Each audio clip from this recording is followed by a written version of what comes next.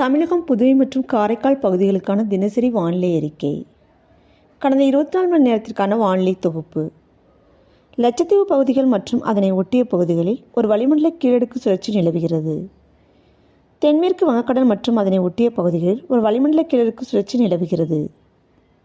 கடந்த 24 மணி நேரத்தில் பதிவான மழையளவு: திருநெல்வேலி, காக்காட்சி, நாலுமுக்கு ஆகிய பகுதிகளில் தலா 10 சென்டிமீட்டருக்கு மழை பதிவாகி உள்ளது.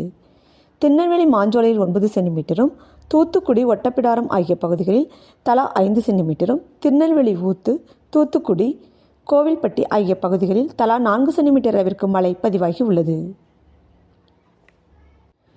தூத்துக்குடி மணியாச்சி, திருநெல்வேலி மணிமுத்தாறு, நீலகிரி கெத்தை, தேனி வீரபாண்டி ஆகிய பகுதிகளில் தலா 3 சென்டிமீட்டர் அளவிற்கு மழை பதிவாகி உள்ளது. திருநெல்வேலி சேர்வலாறு, நீலகிரி ஆதார் எஸ்டேட், தேனி உத்தமபாளையம், திருநெல்வேலி அம்பாசமுத்திரம், நீலகிரி உதகை ஆகிய பகுதிகளில் தலா 2 சென்டிமீட்டர் அளவிற்கு மழை பதிவாகி உள்ளது.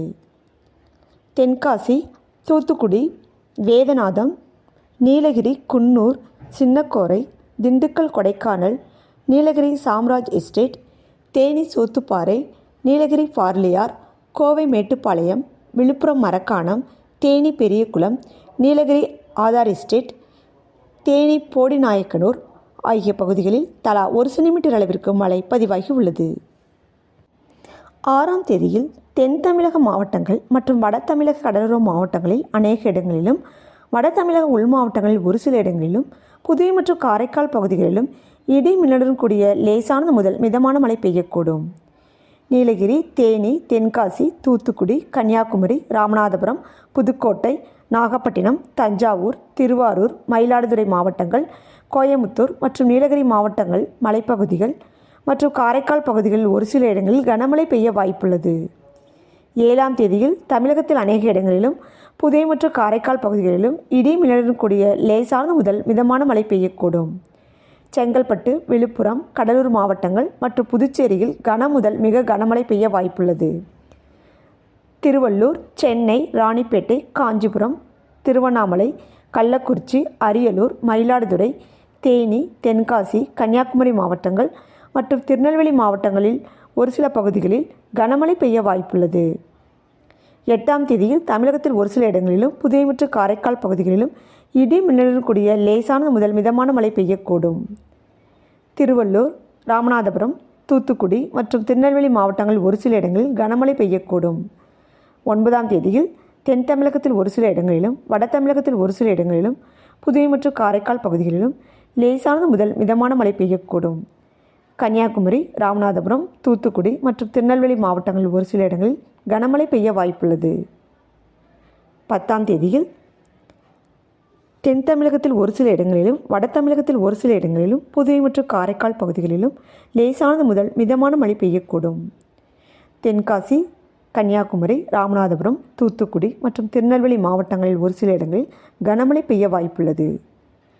11 மற்றும் 12ஆம் தேதிகளில் தமிழகத்தில் ஒரு சில இடங்களிலும், புதுவை மற்றும் காரைக்கால் பகுதிகளிலும் லேசானது முதல் மிதமான மழை பெய்யக்கூடும். சென்னை மற்றும் புறநகர் பகுதிகளுக்கான வானிலை முன்னறிவிப்பு. அடுத்த 24 மணி நேரத்திற்கு வானம் ஓரளவு மேகமூட்டத்துடன் காணப்படும். நகரின் ஒரு சில பகுதிகளில் லேசானது முதல் மிதமான மழை பெய்யக்கூடும். அதிகபட்ச வெப்பநிலையாக 29 டிகிரி செல்சியஸ் மற்றும் குறைந்தபட்ச வெப்பநிலையாக 25 டிகிரி செல்சியஸாக இருக்கக்கூடும். மீனவர்களுக்கான எச்சரிக்கை. 6ஆம் தேதியில் தமிழக கடலோர பகுதிகள் மற்றும் அதனை ஒட்டிய தென்மேற்கு வங்கக்கடல் பகுதிகள், மன்னார் வளைகுடா மற்றும் அதனை ஒட்டிய குமரிக்கடல் பகுதிகள் மற்றும் லட்சத்தீவு பகுதிகளில் சூறாவளி காற்று மணிக்கு 40 முதல் 45 கிலோமீட்டர் வேகத்திலும் இடையிடையே 55 கிலோமீட்டர் வேகத்திலும் வீசக்கூடும். 7ஆம் தேதியில் தமிழக கடலோர பகுதிகள் மற்றும் அதனை ஒட்டிய தென்மேற்கு வங்கக்கடல் பகுதிகள், மன்னார் வளைகுடா மற்றும் அதனை ஒட்டிய குமரிக்கடல் பகுதிகளில் சூறாவளி காற்று மணிக்கு 40 முதல் 45 கிலோமீட்டர் வேகத்திலும் இடையிடையே 55 கிலோமீட்டர் வேகத்திலும் வீசக்கூடும். 8ஆம் தேதி மற்றும் 9ஆம் தேதிகளில் தென் தமிழக கடலோர பகுதிகள், மன்னார் வளைகுடா மற்றும் அதனை ஒட்டிய குமரிக்கடல் பகுதிகள், தென்மேற்கு வங்கக்கடல் மற்றும் இலங்கை கடலோர பகுதிகளில் சூறாவளி காற்று மணிக்கு 40 முதல் 45 கிலோமீட்டர் வேகத்திலும் இடையிடையே 55 கிலோமீட்டர் வேகத்திலும் வீசக்கூடும்.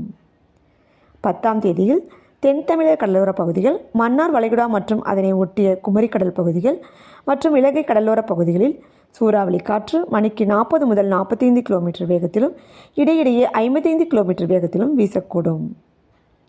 மேற்குறிப்பிட்ட நாட்களில் மீனவர்கள் இப்பகுதிகளுக்கு செல்ல வேண்டாம் என்று அறிவுறுத்தப்படுகிறார்கள்.